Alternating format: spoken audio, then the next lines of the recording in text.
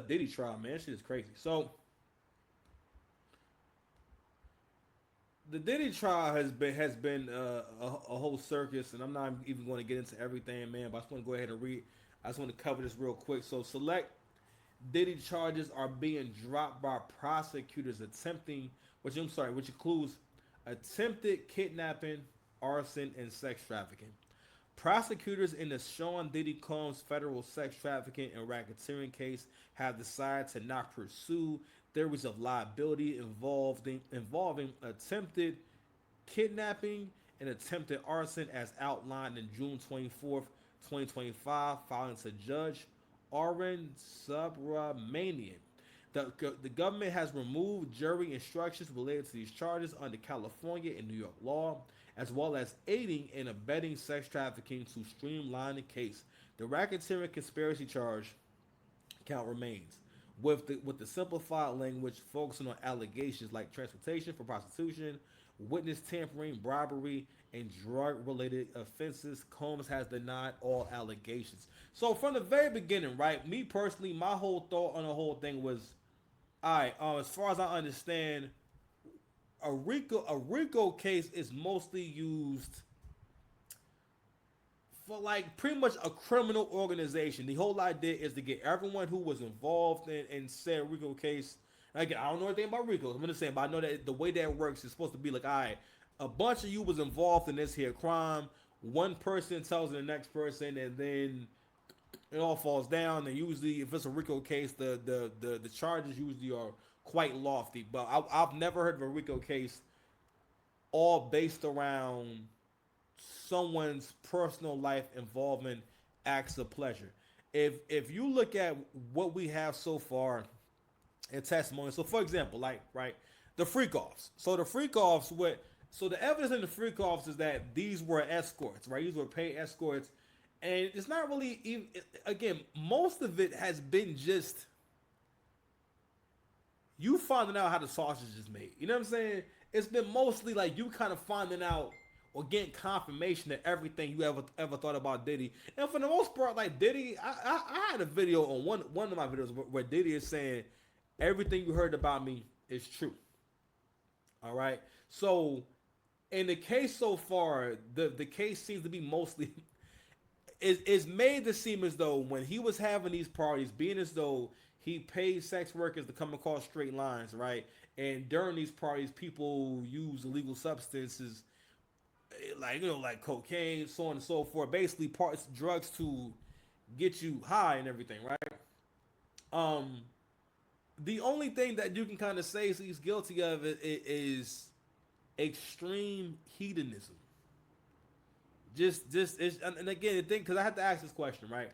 And I was saying to someone else, what makes a Diddy party different from any other sex party? Diddy, these kind of parties are not exclusive to him. He's not having an illegal kind of party.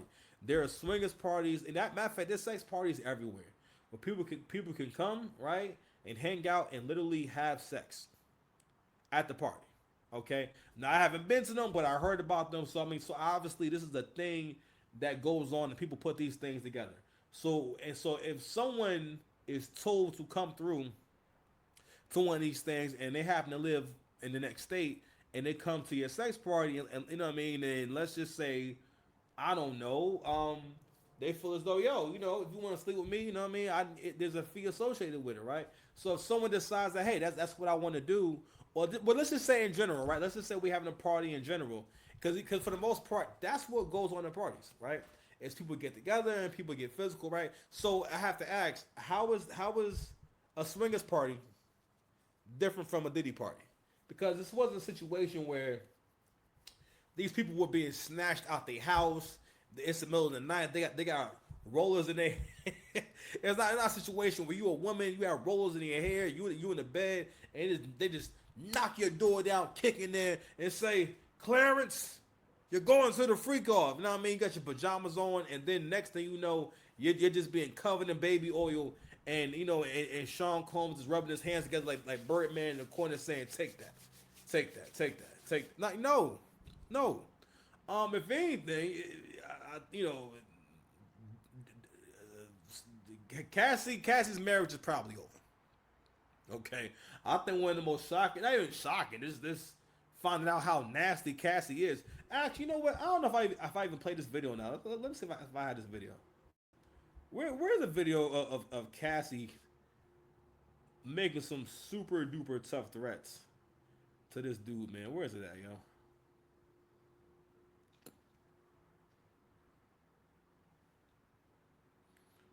Where is the video? Because I don't want to pause y'all.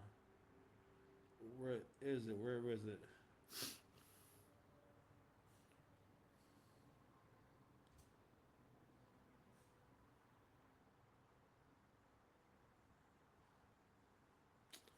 I'm trying to find a video where Cassie is telling this dude how she's gonna have him, basically have him whacked. Basically, this is it right here.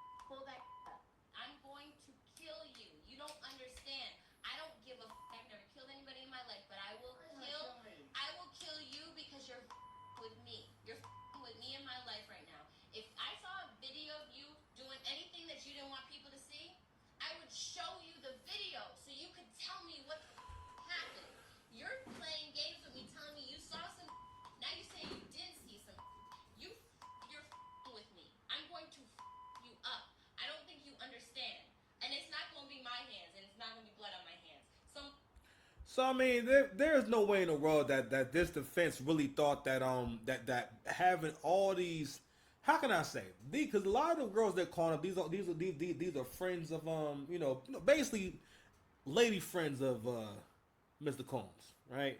These people who they're bringing up. So people like Cassie, people like I think the Daphne Joy girl, these are all women. These are beautiful women who are made for the position that they're in. I'm saying they're made for that. You know what I mean? The more attractive a girl is, like, shout out to CJ. The more attractive a girl is, you like, more than likely she's had different kinds of sexual experiences. She's experienced different kinds of men. You know what I mean? All types of stuff. Like earlier, right? I don't watch Pop the Balloon. I can't watch that shit. But I will say this: I happened to see a portion of the show where the young lady is saying, "Oh, basically, I like you. When I'm 27. You got 38." I'm over here like, fam, do you know how old 27 is for a woman? Like, do you know how old it is? Like, fam, you're out of your prime. Not saying you can't look good. Not saying you're not desirable at all. Not saying you can't even have no kids. But you got to realize that's the position you want to be in. But women who haven't had attention in relationships like that and never dealt with any basically any kind of top tier men, those that will kind of let you know what her experience is. Whereas when a woman's more attractive, she looks more for maturity, she looks more for masculinity. She looks for more from the top tier of men. Because as a 27-year-old, if you were looking at men for them as a whole, you would see he's ready right now. So I'm like, all right, so you're 27. So I'm like, first of all, an age limit for a girl, it's more so for like when someone's completely out of your generation. Where like, all right, let's say he was 55. I understand for like a boyfriend girlfriend type of situation how that might be a little bit weird, but like 27, like again, a lot, and also tells me that no one ever put you on game in terms of what you want a man to look at you for. You know what I'm saying? A lot of young women don't understand that your youth plays a big part in your attractiveness. As you get older, it's just what it is. Unless you stay in excellent shape and have excellent genetics, it just is what it is, yo. It doesn't last forever. You know what I'm saying? Because the thing is, you can be hot, but again, you can't avoid getting older. You can't avoid looking older. You're not gonna look old. You're not gonna look young forever. That face gonna start to sag. You're gonna be getting them crow's feet. You got that stress in your face. Got them gray hairs coming in. All that stuff is gonna happen, right? And that's another thing too is that a lot of women did. You don't understand the dynamic at all. Like when I got older, like when I got deep into my 30s, that's when I started realizing, all right, a younger woman is very attractive to me. You know what I'm saying? Now she don't gotta be super young, but a nice age gap is important, 'cause especially in your 30s. Now at 38, that guy would have looked at her like a young. Now mind you, also she's mid. You know what I'm saying? And not that it's everything that you're the most attractive person, but at the same time, it's like, yo, you hear all these preferences, and basically what modern women want to do, especially the ones that's mid, what they want to do, they want to play the game in a way where like they want to have. If there was a way to play the game with only cheat codes, that's how they want to play. They don't want to go through any part of the game. Like y'all don't want to have no experiences. Y'all don't want to just go through the process for nothing. You want everything to be easy, and that's another reason why none of y'all going to make it. Especially with relationships, that takes long term thinking, and you have to have the will of Andy Dufresne. Andy Dufresne crawled through a football field worth of feces and sewage to get to his freedom. A lot of y'all, someone told y'all if you was in the same situation, listen, you gotta crawl through a football field worth of sewage to get to your freedom. A lot of people, yo, they may tell you, nah, it ain't worth it. Oh no, that's nasty, right? But with anything you want, you gotta have that kind of will, especially for the men. You understand? So that's something else, man. But going back to the whole case with Diddy, what that's done is made her a way less. Basically, the whole point was supposed to be that Cassie was a victim. I know I'm very late on this whole thing, but honestly, society pushing this hyper credibility with women, what that's really done for the most part is, how can I say? Even using Cassie as a witness is based off of the Western assumption of innocence of women. Now, prior to 40, 50 years ago, women